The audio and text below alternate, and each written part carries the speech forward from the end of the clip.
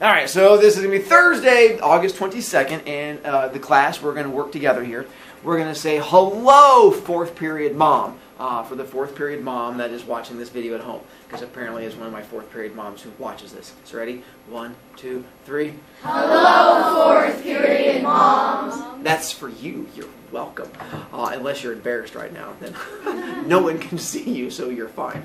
Back to here, blah, blah. Those of you who are doing the home version, by the way, if you're having trouble hearing this right now, apparently there's a button you can hit that's like up there in this corner and it has closed captioning that appears down here. And then you can just listen along and listen to all the words I make up. Like right now when I go flippity-gibbet, what just appear on the screen? Because I'm curious. To there, to that, and achoo, and kids doing that, and no one I have to really yell at in here. I haven't had to torture more children. No, 13. We have one kid at 12 because he had to come up and get a paper at the beginning of class, but he's not lost anymore. All right, then book reporty thing coming up. I am not officially introducing book reporty thing until next week. But since you're getting a chance to go to the library today to get a book, I figured I should give you a little bit of an introduction. For your book reporting thing, you have to choose your book by next Wednesday. Not finish your book, just pick out what book you want to do by next Wednesday. It can be from our library, it can be from my library, it can be from your house, it can be from the internet. I'm fine with that. It just has to be a 7th grade level book. Can we do a book like Dr. Seuss? Absolutely. Do we get to stay in your class? No. There's a special class you get to go to instead if that's the highest reading level you have, which is fine. It just means we have to readjust things for you. So it has to be a 7th grade level book in order for you to be able to do it for my class. And it cannot be a book that you have already read in your life. They're freaking out, Riley. You can go grab the paper. It's okay. Unless you guys fight each other over it. So it cannot be a book you have already read. It should be a new book. Even if it's your favoriteest ever book, you're going to pick a new one. If you're not sure, come talk to me, and I can help you pick a new book. And I can help you out as far as that goes. And we'll talk more about that next week. There. Oh, on my website that we'll get to, you can go to the homework files, book report number 1, and I have the directions on there. I have example ones to help you out. This first book report that we're going to do, by the way, those are the directions for the book report. And I know your first thought is, oh my God, Mr. Brovicast, there's so many words. Well, here's a tip. Your book should be longer than this. If not, then we have issues. So if you can't read this, this does not bode well for you having to read an actual book. But mine's got pictures in it. Well, that's a you issue. It's okay. Wait, let's help you out. Here's a picture. See, now it just made your life easier. Here's what you're doing for the project for me.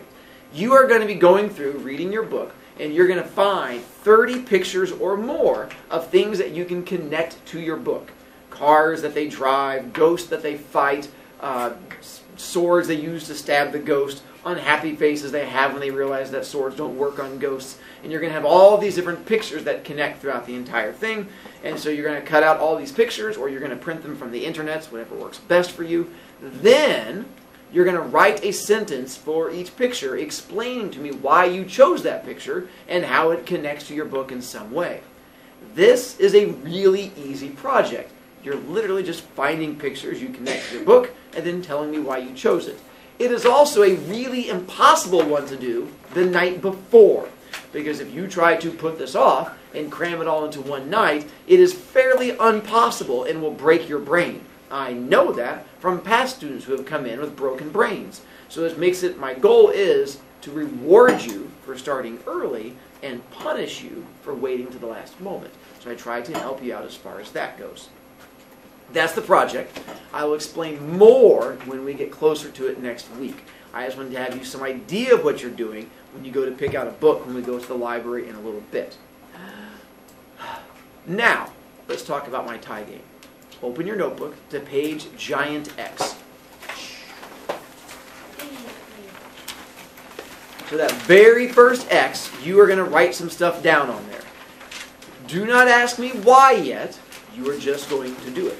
Don't write down all of that. You are just writing the stuff in the boxes. So you're just going to write down full name, as in Fullname. Then you're going to write date, as in Date. Then you're going to write period, as in PE, and you're just going to go down each line, and I'll explain why in a moment. Mr. Brovicast, I'm confused. I know you are. I haven't explained it yet. But the thing is, in a moment, that screen's going to disappear, and you're going to be like, I didn't get that written down. I'm like, I know, because you're supposed to start right now while you're staring at me blankly. Stein, did you have a question? Did something happen to it? Did it? One moment. Time out at home. Yeah. All right, let's kick you out. Hang on. Those of you doing the home version, I'm going to freeze it on the screen. You can help out child here. The joy of NWEA. Sometimes it helps you.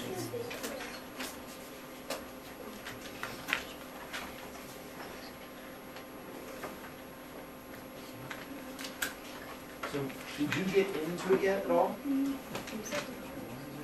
No, well, let's try getting back into it. Type in finish NWEA. Oh, yeah. Write down finish NWEA, the test name, and then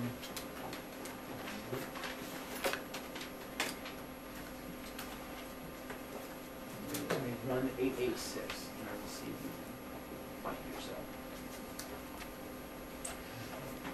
You can go to the right. It's not going to see you. You're fine. Just don't walk in front of the camera. The people at home are just really confused right now.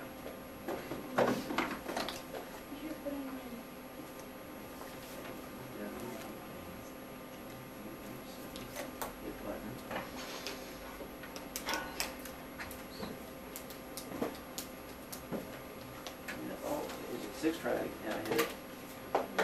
Aha!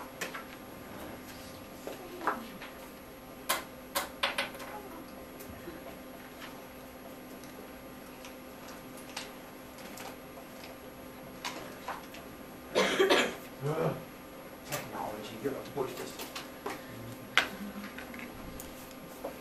Alright, hang on.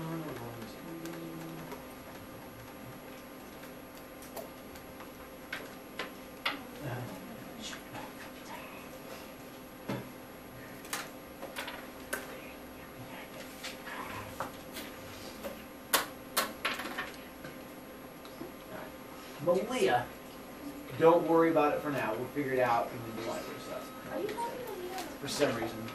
McKenna, not Malia. You're saying Malia. You kept saying Malia. I know I kept making mistakes. Shh, it's on video. The kids at home are going to know now. Hey, we're back. I bet that wasn't confusing at all. Technology. Kata. Stole my notebook. He's a horrible child. Oh, she's a horrible child. She's just shaking her head at it. She's just saying no to it. In a moment, she's going to give it back to you. She's just confused. Isabel, stop bullying that poor child. So now, you've written down those 4 things. I'll explain to you why.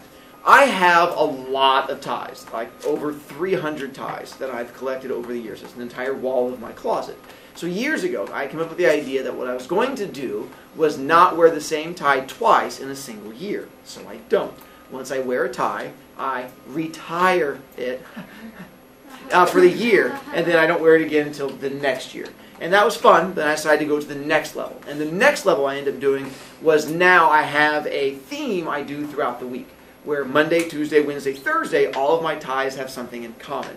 And if you can figure out what my ties have in common, it gets you B points. The way you do this is you have to take your own piece of paper, not from the back of my notebook, because when you do, it rips out the front pages of your notebook, and you're going to write those 4 things on that piece of paper. You're going to write down your name, the class period, the date you're guessing, and then what your guess is. And you're going to put it in the box that's on my desk that Luke is going to turn around and slap. Turn around and slap that box, Luke, right there.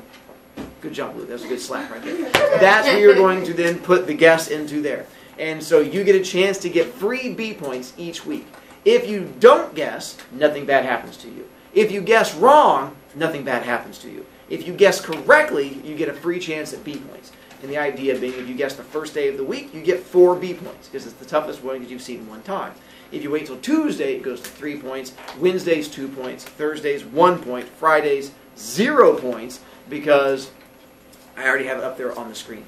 And you only get 1 guess per week, so you can't keep guessing. Once you've guessed once and you've squibbered it, you're out of luck for the rest of the week.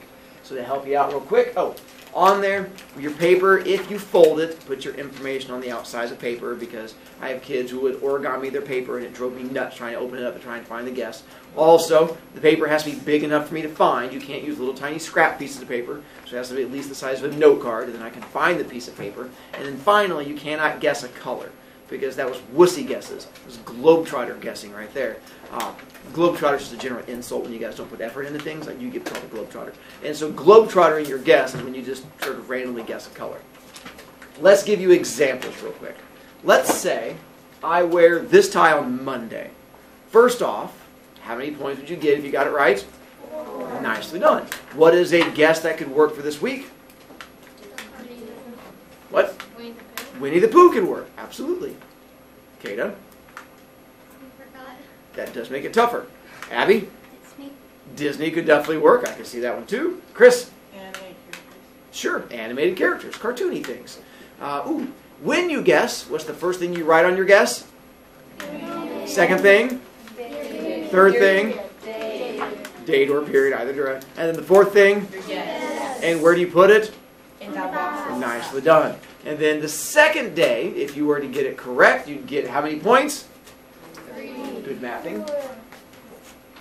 Now, all of those guesses pretty much don't work, because Disney doesn't work, Winnie the Pooh doesn't work, kind of maybe animated characters could work, it's a drawing of a frog, so that might be ishy.